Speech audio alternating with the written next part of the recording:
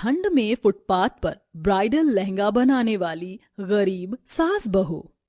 माँ, आज नाश्ता मिलेगा या नहीं? तुम दोनों के अंदर थोड़ी बहुत भी सब्र नाम की चीज नहीं है ना। जानते हो ना कि अभी दोनों बहुएं प्रेग्नेंट हैं, फिर भी जब देखो हर चीज की जल्दबाजी मचाते रहते हो। हम जल्दबाजी नहीं मचा रहे हैं। आप तो जानती हो ना, अभी शादी का सीजन चल रहा है। कस्टमर दुकान खुलने से पहले ही लाइन लगाकर खड़े हो जाते हैं। आ गया आप सबका नाश्ता। अक्षरा बहू तो अकेले ही आई है, ये कमोलिका बहू कहाँ पर है? वो तो आराम कर रही है माँ जी। एक तो ये कमोलिका बहू का मुझे कुछ समझ में नहीं आता। जब से प्रेग्नेंट हुई है तब से ही पूरा दिन कमरे में बैठे बैठे आराम करती रहती है।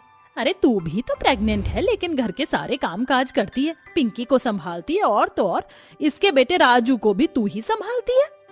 देवेंद्र और शुभ जल्दी से नाश्ता करते हैं और अपनी दुकान के लिए रवाना हो जाते हैं। देवेंद्र और शुभ इन दोनों भाइयों की ब्राइडल लहंगे की दुकान थी। दोनों भाई मिलकर दुकान संभालते हैं। अक्षरा बहू कभी तो आराम कर लिया कर। दिन में तेरे पास क्या कम काम होते हैं जो तू ये रोज रोज सिलाई का काम लेकर बैठ जाती है। माँ जी, आप तो जानती है ना कि मुझे सिलाई करना कितना पसंद है। शादी से पहले मैं पूरा दिन कुछ न कुछ सिलती रहती थी। मैंने तो अपने हाथों से सिलकर ब्राइडल लहंगे भी बनाए हैं। अरे मैं तो आपको दिखाना ही भूल गई। ये देखिए, मैंने अपने हाथों से मेरे और भाभी के होने वाले बच्चों के लिए ये कपड़े बनाए हैं। तूने तो बड़े ही प्यारे प्यारे कपड़े बनाए हैं। तू तो सच में बहुत अच्छे कपड़े सिलती है। चल अब तू आराम कर, मैं तेरे लिए हल्दी का दूध बनाकर लाती हूँ। ये महारानी तो पहले से ही आराम ही कर रही होंगी। सरिता इतना बोल ही रही होती है कि तभी दरवाजे पर खड़ी कोमोलिका अपनी सास की सारी बातें सुन लेती है। कहने को तो दोनों देवरानी जेठानी गर्भवती होती है, लेकिन अक्षरा इन सब के बावजूद भी अपनी रोजमर्रा के कामों को किया करती थी और वहीं कोमोलिका पूरा दिन आराम करती। ऐसे ही एक दिन, शुभ, ये ले तेरे हिस्से के पैसे। और हाँ, कल सुबह थोड़ी और जल्दी निकलना है दुकान के लिए। ठीक है भैया। इतना कहकर शुभ चला जाता है। शुभ के जाते ही कोमोलिका गुस्से में देवेंद्र के पास आती है। आप भी ना कहने को बड़े हो, लेकिन दिमाग में ना भूसा भरा हुआ है। क्यों, क्या हुआ? तुम ऐसे क्यों बोल रही हो? देवेंद्र को पैसे देने की क्या जरूरत थी? कोमोलिका, उन पैसों पर शुभ का हक है। लेकिन इतने पैसे कौन देता है? अरे जरा ध्यान से सोचिए, कल को हमारा दूसरा बच्चा होगा, हम उसकी परवरिश कैसे करेंगे? और भूलो मत, ये दुकान आपने और पिताजी ने मिलकर शुरू की थी। इस दुकान पर और इस घर पर सिर्फ आपका अधिकार है, ना कि आपके छोटे भाई का। कल को क्या भरोसा आपका भाई आपको धोखा देकर हमें इस घर से निकाल दे तो? कहाँ जाएंगे अपने बच्चों के साथ? ये कलयुग है, कलयुग, सतयुग नहीं है। यहाँ पर राम और भरत जैसे भाई नहीं होते हैं।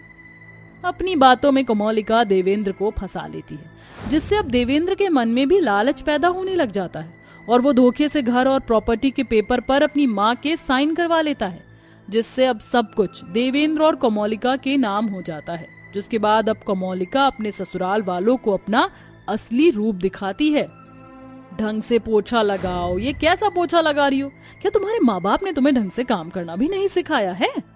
कोमोलिका, ये तू किस तरह से बात कर रही है अक्षरा बहू से? आप तो चुप ही रहिए, जब देखो मुफ्त की रोटी तोड़ती रहती हो। ये नहीं कि घर के किसी काम को हाथ लगा लो। कोमोलिका बहू, आवाज नीचे करके बात कीजिए। चिल्लाना मुझे भी आता है। भूलिए मत, अब ये घर मेरा है। इस घर की मालकिन मैं हूँ, ना कि आप। आपने जो पेपर पर साइन किए थे वो कोई काम के पेपर नहीं थे, बल्कि प्रॉपर्टी और दुकान के पेपर थे। इसलिए अब दुकान और प्रॉपर्टी हमारे नाम हो चुकी है। कोमोलिका की बातें सुन सरिता को यकीन ही नहीं होता। घर और दुकान अपने नाम होने की वजह से कोमोलिका, सरिता, अक्षरा और शुभ के साथ हमेशा बुरा बर्ताव करती है, जिससे परेशान होकर अब वो सभी लोग अपना सामान पैक करते हैं और घर छोड़कर चले जाते हैं। अब हम लोग कहाँ रहेंगे? इस ठंड के मौसम में तो हमारे पास रहने को कोई दूसरा ठिकाना भी नहीं है। ऊपर से मेरे माता पिता का घर भी यहाँ से बहुत दूर है। वहां तक पहुंचने के लिए ना ही तो हमारे पास पैसे हैं और ना ही वो लोग हमें अपने साथ रखने में सक्षम हैं। बड़ी मुश्किलों से कर्ज लेकर उन्होंने मेरी यहाँ शादी की थी। बहू तू फिक्र मत कर, भगवान सब ठीक करेगा। अक्षरा, वो देखो, वहां पर लगता है कुछ लोग तिरपाल डालकर सड़क किनारे रह रहे हैं। हम लोग भी फिलहाल वहीं रहते हैं। धीरे धीरे कहीं और रहने का इंतजाम कर लेंगे। शुभ, अक्षरा, सरिता और पिंकी सड़क किनारे तिरपाल लगाकर उसी में ही रहने लगते हैं। और ऐसे ही 2 हफ्ते बीत जाते हैं। कड़ाके की सर्दी में सड़क किनारे तिरपाल में रहना पूरे परिवार के लिए बड़ा ही मुश्किल था। ऐसे ही एक दिन, बहू तू कब से वहाँ क्या देख रही है? माँ जी, वो लड़की जो अभी गाड़ी से उतरकर उस शादी हॉल में गई है, उसका लहंगा कितना प्यारा लग रहा है ना? हाँ बहू। अरे माँ जी, ये चीज मेरे दिमाग में पहले क्यों नहीं आई? मैं शादी से पहले ब्राइडल लहंगा बनाया करती थी और घर छोड़ने के समय मैं अपनी सिलाई मशीन भी तो अपने साथ ही ले आई थी। क्यों ना मैं ब्राइडल लहंगा बनाना शुरू करूं? और ये तो लहंगे को बेचे, इनके तो काफी कांटेक्ट भी हैं। अरे वाह बहू, तेरी तरकीब तो बहुत बढ़िया है। लेकिन माँ जी, इसके लिए तो हमें काफी पैसों की जरूरत पड़ेगी और हमारे पास तो एक फूटी कौड़ी भी नहीं है। तो फिक्र मत कर बहू, घर छोड़ने के समय मैंने अपनी अलमारी से कुछ पैसे ले लिए थे। सोचा था ऐसी हालत में तेरी डिलीवरी के समय काम आएंगे, लेकिन अब ये पैसे हम अपने इस नए काम में लगाएंगे। उन पैसों की मदद से अक्षरा मार्केट में कई तरह के कपड़े लेकर आती है और उन्हें अपनी सिलाई मशीन में सिलकर ब्राइडल लहंगा बना देती है। वहीं शुभ उन ब्राइडल लहंगे को ले जाकर बेचने का काम करता है। शुभ, मैं तुम्हारे साथ इतने सालों से लहंगा की डीलिंग कर रहा हूँ, लेकिन आज तक मैंने इतने अच्छे लहंगे नहीं देखे। रंजीत जी, ये लहंगे मेरी पत्नी ने बनाए हैं। ये लहंगे तुम्हारी पत्नी ने बनाए हैं? मुझे तो यकीन ही नहीं हो रहा कि तुम्हारी पत्नी इतने अच्छे लहंगे बनाती है। अगर ये लहंगे हम किसी बड़े शोरूम में बेचेंगे तो कम से कम एक लहंगे की कीमत 1 से 2 लाख रुपए के बीच में होगी। मैं तो कह रहा हूँ कि तुम और तुम्हारी पत्नी मिलकर मेरे साथ मेरे शोरूम में लहंगे बनाने का काम करो, इससे तुम्हें बहुत ज्यादा प्रॉफिट होगा। क्यों नहीं रंजीत जी, हम जरूर आपके साथ काम करना चाहेंगे। जिसके बाद अब शुभ और अक्षरा दोनों मिलकर रंजीत के शोरूम में काम करते हैं। जहां अक्षरा ब्राइडल लहंगे बनाती, वहीं शुभ उन्हें बेचता, जिससे धीरे धीरे उनकी तरक्की होने लगती है। और इन्हीं बीच अक्षरा की डिलीवरी का भी समय आ जाता है, जहां वो बहुत प्यारे से बेटे को जन्म देती है। किसी की नजर ना लगे मेरे पोते को। समय गुजरता है और 2 साल कब बीत जाते हैं ये पता ही नहीं चलता। जहाँ एक तरफ अक्षरा अपनी सास और बच्चों के साथ एक अच्छी जिंदगी गुजारती है और फेमस ब्राइडल लहंगे की डिजाइनर बन जाती है, वहीं दूसरी तरफ ये जो हुआ है सिर्फ तुम्हारी वजह से हुआ है। तुम्हारे बहकावे में आकर मैंने अपने माँ, छोटे भाई और उसकी पत्नी के साथ बहुत गलत किया। जब तक शुभ मेरे साथ था तो दुकान इतने अच्छे से चल रही थी, उसके जाते ही सब कुछ तहस नहस हो गया। मुझे माफ कर दीजिए, मुझसे गलती हो गई। लेकिन आप देखना, हम अक्षरा के पास जा रहे हैं ना, वो लोग हमें जरूर माफ कर देंगे और सब कुछ पहले की तरह हो जाएगा। दोनों पति पत्नी को अपनी गलती का एहसास हो चुका था, लेकिन ये एहसास उन्हें बहुत देर से होता है। आप लोगों को अपनी गलती का एहसास तो हो गया, लेकिन बहुत देरी से हुआ है। हर गलती की माफी नहीं होती है भैया भाभी। ये तो आपको तब सोचना चाहिए था जब आपने धोखे से सब कुछ अपने नाम किया था और सर्दी के मौसम में हमें आपकी वजह से घर से बेदखल होना पड़ा था। चली जाइए आप यहाँ से। शुभ बिल्कुल ठीक कह रहे हैं, हर गलती की माफी नहीं होती। इतना कहकर अक्षरा शुभ, देवेंद्र और कोमोलिका के मुंह पर दरवाजा बंद कर देते हैं, जिसके बाद दोनों अपने बच्चों के साथ बेसहारा हो जाते हैं। वहीं शुभ और अक्षरा अपने परिवार के साथ खुशी खुशी रहते हैं। कोमोलिका और देवेंद्र को ये सीख मिल जाती है कि जैसा आप करोगे वैसा ही भरोगे। हमेशा आपको आपकी गलती की माफी मिले ये जरूरी नहीं। फुटपाथ पर गरीब की बेटी की हल्दी। ये भी नहीं है और इस डिब्बे में भी नहीं है। हे भगवान, ये हमारी स्थिति कैसी हो गई है। अब मैं अपने बच्चों को खाने में क्या खिलाऊं? एक तो मालकिन के वहां से काम छूट गया है, इतने दिन से पैसों की दिक्कत हो रही है, कोई काम भी नहीं दे रहा, बच्चे क्या खाएंगे? श्रुति तो भूखी नहीं रह पाएगी, वो तो बहुत छोटी है।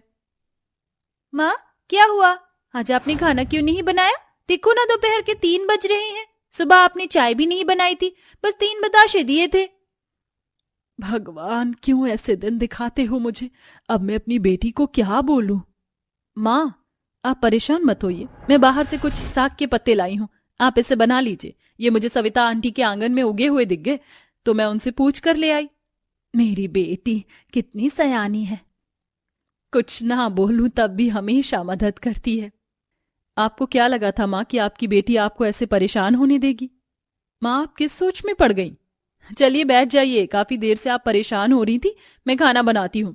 आज वैसे भी ससुराल जाकर भी तो मुझे खाना बनाना ही है। हाँ मेरी बच्ची, पर उसके लिए रिश्ता भी जुड़ना चाहिए। 2 रिश्ते वाले वापस चले गए।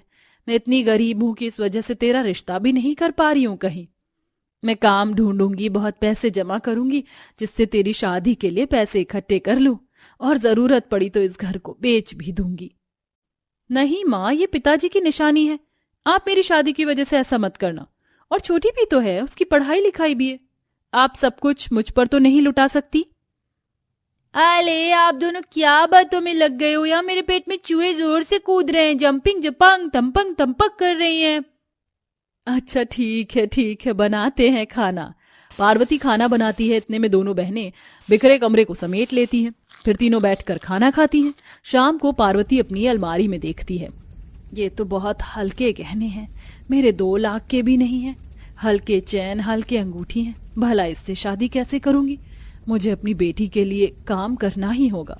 पार्वती ऐसा कहकर काम की तलाश में निकल जाती है, जहां दर दर भटकने के बाद शीला नाम की औरत उसे काम देती है। देखो, झाड़ू पोछा बर्तन कटका, यहाँ तक कि खाना बनाने का काम सब तुम्हारा है, पर मुझे किसी भी काम में लापरवाही और देरी नहीं चाहिए। इसलिए समय से आना। तुम्हारी पगार 12,000 रुपए है। शुक्रिया मालकिन, आपका बहुत बहुत शुक्रिया। काम मिल जाने पर पार्वती बहुत खुश होती है। फिर लौटते वक्त लाला की दुकान पर जाती है। लाला जी, 1 महीने का मुझे उधार सामान चाहिए था। मैं आपको महीने पर इसके पैसे लौटा दूंगी।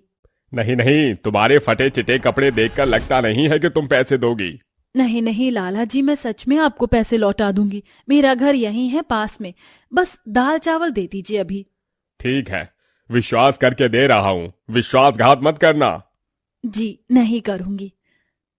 फिर पार्वती उधार सामान लेकर घर चली जाती है और अपनी दोनों बेटी को खाना बनाकर खिला देती है। वाह माँ, कितने दिनों बाद आपने मेरी पसंदीदा दाल चावल बनाए हैं, वो भी इतने टेस्टी टेस्टी। हाँ माँ, दाल चावल सच में बहुत अच्छे हैं, और दीजिए ना। हाँ बच्चों, और खाओ ना। वैसे काम पर जाऊंगी तो तुम दोनों लड़ना मत, एक दूसरे का ख्याल रखना, और कहीं बाहर भी मत जाना। अरे माँ, मैं तो बड़ी हूँ, अगर आपको कहना है तो इस पागल को कहिए। माँ देखिए ना दीदी कैसे कर रही है, मैं मारूं तो आप मुझे कहेंगी, और वो मुझे मार रही है फ्री फंड में, वो कुछ नहीं। बस करो तुम दोनों, बस इसी बात के लिए मैं तुम्हें समझा रही थी अभी। अगले दिन से पार्वती शीला के घर काम करने चली जाती है। देखते ही देखते 2-3 महीने बीत जाते हैं। उसके घर की स्थिति थोड़ी बहुत ठीक हो गई थी और वह अपनी बेटी के लिए रिश्ता भी देख रही थी, पैसे भी जमा कर रही थी। एक दिन पड़ोसन मोहिनी सुहासिनी और उसके बेटे को उनके घर लाती है। अरे मोहिनी बहन, आप आइए। नमस्ते आपको भी। तू कुछ पूछे उससे पहले मैं बता देती हूँ, ये मोहिनी और उनका बेटा सम्राट है। चल तेरी बेटी के लिए रिश्ता लेकर आए हैं, पंक्ति को बुला दे जरा। अच्छा, जरूर। पार्वती अपनी बेटी को चाय नाश्ता लेकर उनके सामने भेज देती है। दोनों तरफ आपस में बातचीत होती है। देखिए, मेरा बेटा हीरा है, अच्छा खासा जाना माना डॉक्टर है, हमारा रुतबा भी आप जानते हैं। तो बस यही मेरी इच्छा है कि मेरे बेटे की शादी अच्छे से हो, किसी चीज की कोई कमी ना हो। आप निश्चिंत रहिए, मुझे जितना होगा मैं उतना करूंगी। फिर सम्राट पार्वती के पैर छूता है। उनके जाने के बाद पार्वती सामंजस्य में रहती है। बड़ी मुश्किल से इतने समय बाद मेरी बेटी के लिए रिश्ता आया है और मैं इसे हाथ से जाने नहीं दे सकती हूँ। दामाद जी भी डॉक्टर हैं, मैं बहुत धूमधाम से शादी करूंगी। कुछ दिन बाद दोनों का रिश्ता पक्का हो जाता है। एक दिन लड़के की लगन सगाई चढ़ती है, जिसमें पार्वती अपने घर को बेच कर आए पैसों से दामाद के लिए बाइक और शादी के लिए अच्छी अरेंजमेंट बुक कर देती है और गहने भिजवा देती है, जिस कारण उन्हें फुटपाथ पर आना पड़ता है। माँ, हम अपने घर से क्यों आ गए? अब हम कहाँ रहेंगे? दीदी की शादी है ना, थोड़े दिन हमें शायद फुटपाथ पर ही रहना पड़े। कुछ दिन बाद मैं किराए पर एक कमरा ले लूंगी, पर अभी नहीं। 1-1 रुपया भी मेरे लिए बहुत जरूरी है। माँ, आपने मेरे लिए इतना बड़ा बलिदान क्यों दे दिया? अब क्या हम फुटपाथ पर रहेंगे? मुझे ऐसे तो शादी नहीं करनी थी। देख पंक्ति, मैं नहीं चाहती जो मैं झेल रही हूँ वह तू झेले, इसलिए अच्छे परिवार में शादी कर रही हूँ।